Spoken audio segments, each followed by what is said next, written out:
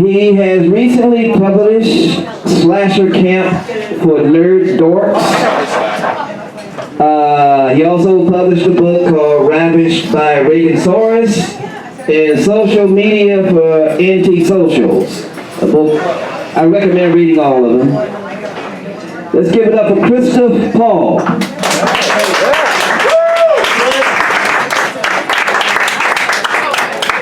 What's going on, y'all? People in the bar, what's going on? They're sharing the news of the day. That's what we do. We're writers. We share the news of the day, get some entertainment going. This is a reflection of the news. Bizarro, basically, it's like you take the weirdest, fucking, stupidest idea and take it as seriously as possible. So when I was pitching this book, I went to Jewish sports camp and I love slasher movies. So I thought it'd be really fun to have a fucking slasher camp. And to make this possible, we thought, yeah, America legalized slasher. So to deal with overpopulation, you're either a slasher or a final survivor. And you have to think of a slash name. And my character is Jason Voorheesberg, a nice Jewish boy with slasher anxiety. I'm going to get a little theatrics going. So, my glass is a little foggy, but I should be okay. Here we go. Y'all good? Woo! Can you hear me through the Jason mask? All right. We're going to start with the introduction of the counselors called the Preds. Give me one sec. Preds aren't cool. Before Jason could say goodbye, she walked outside and closed the door. Jason looked around the orientation hall and saw all the campers standing at attention, with ripped down pictures all over the floor. On the stage in the back were a group of very strange-looking adults. Jason took in their green camouflage pants, their faces pierced, stretched down so you could see their gums and their dreadlocks down to their shoulders. He remembered learning about the Preds briefly in advanced modern slasher history. His teacher had gone over the Preds' origin history, which stated the 21st century, there was a group of music fans that liked rapping clowns called juggalos, and also a group of punks called crust punks that didn't take showers or like authority. Though the two were very much at odds in musical and political ideology, like cockroaches and love of hamburgers, they remained throughout the centuries, till the time the National Slasher Party took over, and both looked like they'd go the way of old America. To celebrate old life coming to an end for Friends Group, a special concert happened, where a band played ska and a juggalo rapped, like the clown prophets they worshipped. A truce was made as dreadlocks and uncleanness became a common ground of kinship. They decided they would become a special group of slashers, something cooler than other slasher squares. They found themselves united in their mutual fondness of a sci-fi action franchise from the old days, featuring a race of super effective alien killers, whose toothy mons they would immolate and bring fear to all slashers and finals. Jason felt fear as the head Pred looked at him with disgust. The Pred was tall and his muscles bulged out of his green camouflage shirt. His pierced, stretched face continued to scowl as music began to play from the speakers. It was a strange combo of pre-slasher Republic band Insane Clown Posse mixed with crust punk band Corrupted Leaders.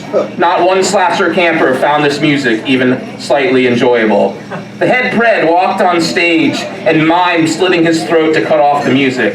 Much to everyone's relief, he looked down at the campers standing at attention and addressed them. I was once a worthless piece of shit like you slashers. Ha! I see maybe 3 or 4 in the whole room. But I used to be as pathetic as you. Before I accepted my destiny and got down with the Preds, I listened to ICP and smoked slash swag. I was just an aimless juggalo, unsure on how to slash. But one day my mother was killed by ghost roughers. Motherfuckers came in wearing sheets and raped everything in sight. Instead of being a victim and whining like a bitch about my mom, I found people like me down with ICP and anarchy, who became their best selves and slashers. I joined the Preds. YOLO! We killed all those ghost roughers like a boss. Since then, I've extinguished 85 finals. He then looked at Candy and said, Blackhead, you know what about us, don't you? Yeah, I don't fuck with the Preds. That is smart. So you know we don't fuck around. Yes, sir. Did not come here to fuck around. I was paid good money to straighten you slags out. For the mission to be successful, I brought my fellow Preds to make you nebulous youth no longer nerd dorks, but something hardcore, fucking hardcore slashers. The rest of the counselors were offered the chance to be our slaves, but these pussies were declined and left like little bitches. He stopped and looked at Jason. Sissy boy.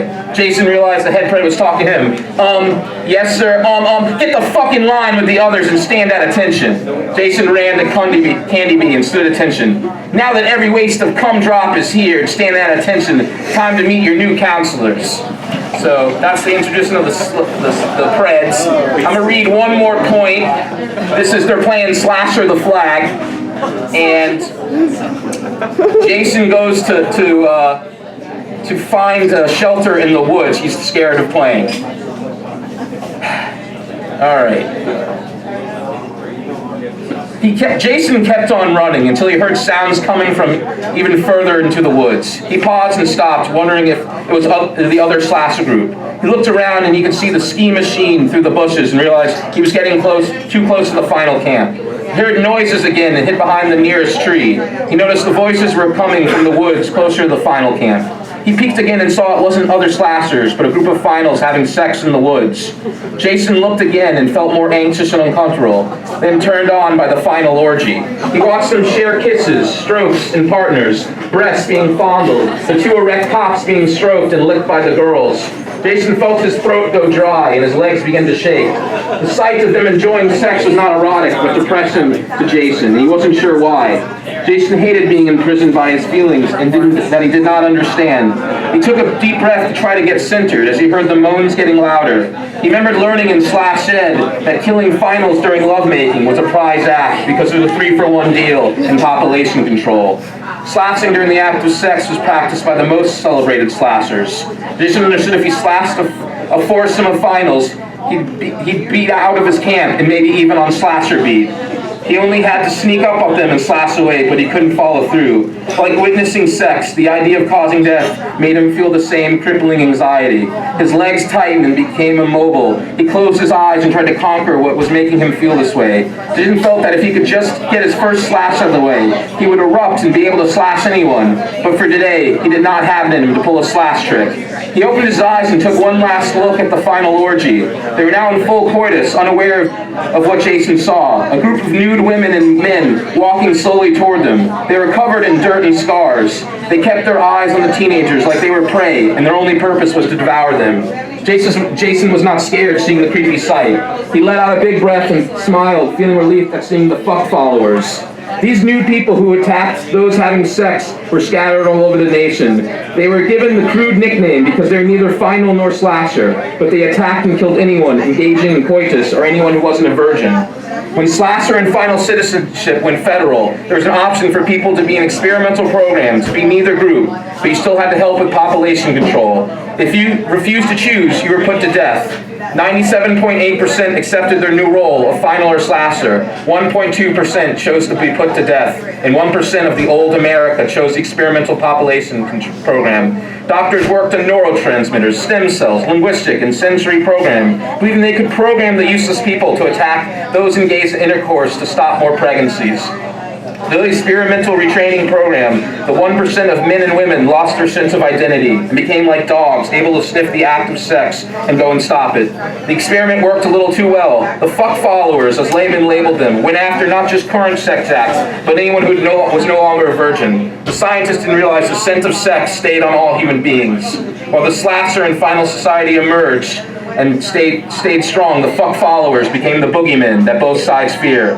The only people who didn't fear them were virgins, and Jason sat down against the tree for the first time, feeling he could relax. He couldn't believe the finalers didn't notice how close the followers were. He felt a little bad for them, and maybe even a little jealous. He never cared that much about sex, but the thought of Rachel the Slazer made him realize, like everyone else, he wanted to get laid, and also that finalers were people too, and didn't deserve a fuck-follower fatality. Jason stepped up from behind the tree and called out, "Hey, finals!" They looked up from Bliss, looking embarrassed and angry. "Though I hate you guys, none of us should get killed by fuck followers. They are coming for you, and you should run." The naked finalers went from anger to concern when they looked away from Jason and saw the 6 fuck followers coming from different angles. "Oh, fuck," said a final girl with an erect penis still in her mouth. She spit the cock out of her mouth and ran past Jason and the other final followers. Thank you.